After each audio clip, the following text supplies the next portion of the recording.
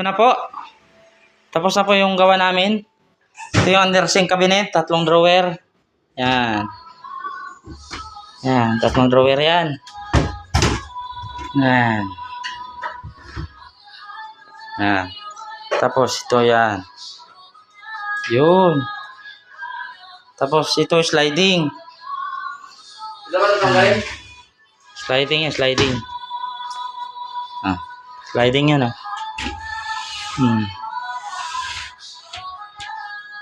Yan. Yan yung under sink cabinet. Tapos ito yung hanging cabinet. Ito yung unang natapos namin. Yan. Sa mga gusto magpagawa dyan. Yan. Iwas bulok yan. Iwas anay. Aluminum glass yan. Modular type. Yan. Pang forever na to. Less maintenance to mga boss. Okay. Yan.